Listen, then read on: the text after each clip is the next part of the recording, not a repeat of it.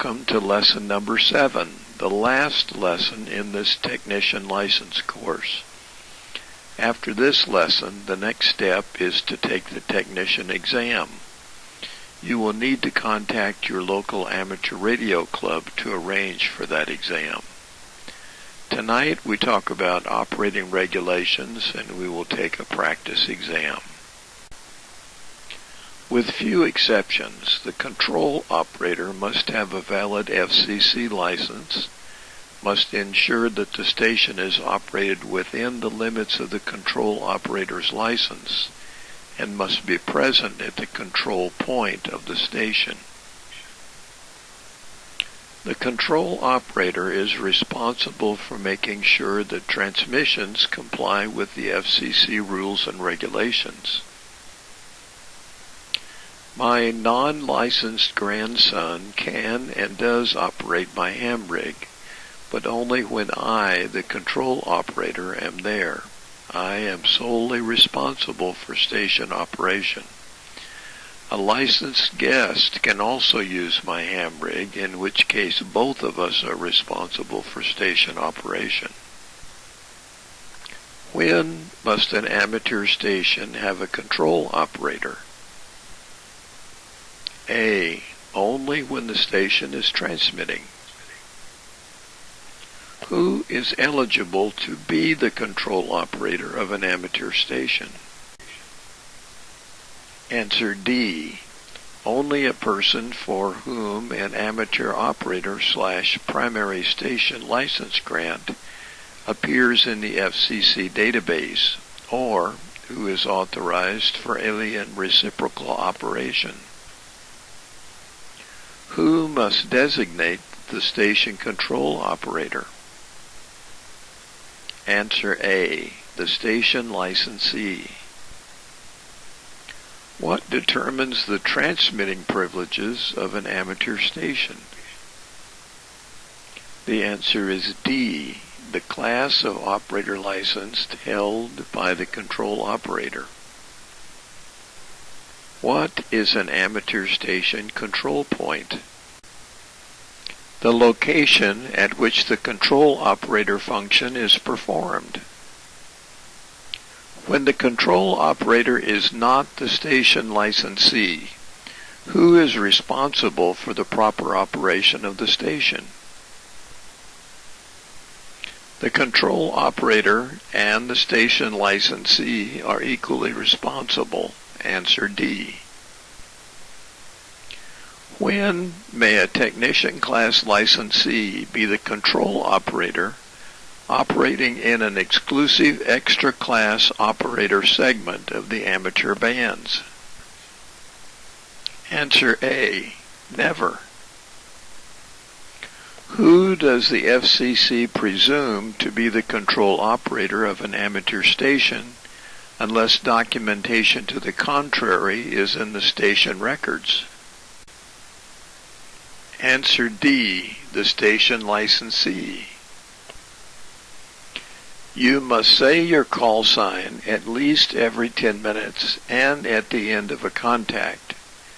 You can use self-assigned indicators like slant 3 or slant QRP, but they must not conflict with prefixes of other countries or with FCC specified indicators such as AG or AE.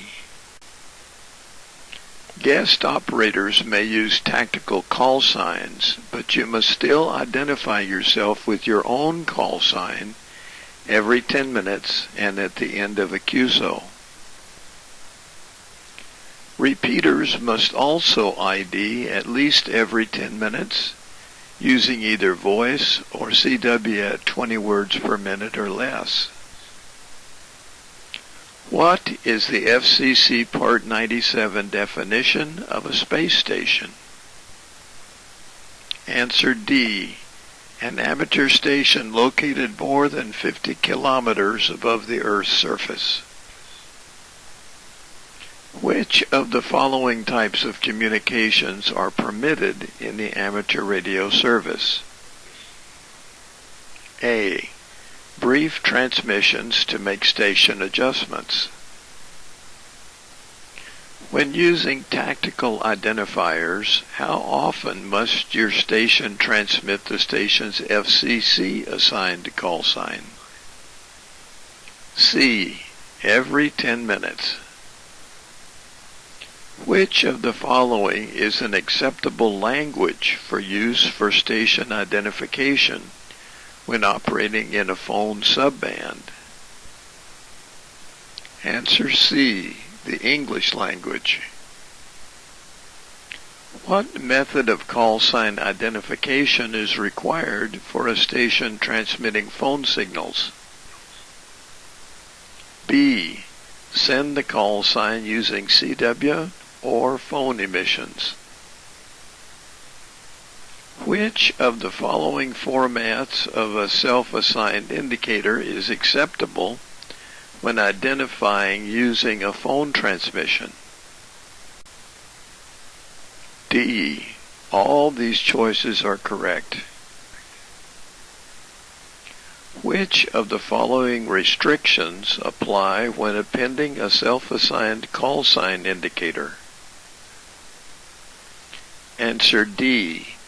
It must not conflict with any other indicator specified by the FCC rules, or with any call sign prefix assigned to another country.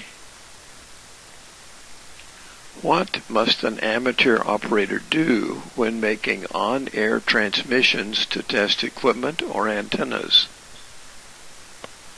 Answer A. Properly identify the transmitting station. Which of the following is true when making a test transmission? Answer D. Station identification is required at least every 10 minutes during the test and at the end. Which of the following methods is encouraged by the FCC when identifying your station when using phone? A. Use of a phonetic alphabet. When we talk about a third party, we are referring not to two hams that are talking to each other, but to a third person who is actually speaking over the air or who is passing a message for a non-ham. There are different rules between within the United States and communication that crosses international borders. Within the United States, there are no special rules regarding third parties.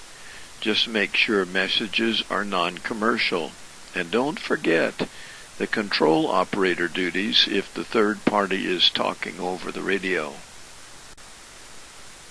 Across international borders, you must make sure that a third-party agreement exists. You can check with the ARRL or the FCC. Both station call signs must be used when identifying. To which foreign stations do the FCC rules authorize the transmission of non-emergency third-party communications? Answer A. Any station whose government permits such communications. We have two different Q calls for interference. QRM, or QRMary, means interference from other hams, and QRN, or QRNancy, refers to natural interference such as thunderstorms, appliances, or power lines. There is harmful interference that is not intentional, and there is willful interference that is intentionally caused. Willful interference can become a legal and law enforcement issue. It is important to remember that no one owns a particular frequency. Be sure to share and to yield to special operations and special circumstances. What should you do if you receive a report that your station's transmissions are causing splatter or interference on nearby frequencies? Answer D. Check your transmitter for off-frequency operation or spurious emissions.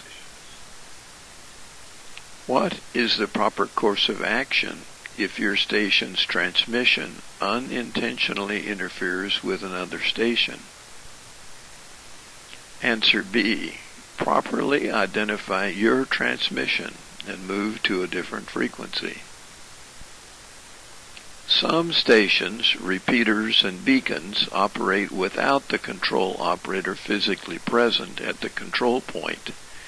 These stations must still comply with control operator stipulations. Local control means that the control operator is physically present at the control point. An example would be a handy-talkie. Remote control means that the control point is located away from the transmitter, but the control operator is present at the control point. An example would be a remote base station.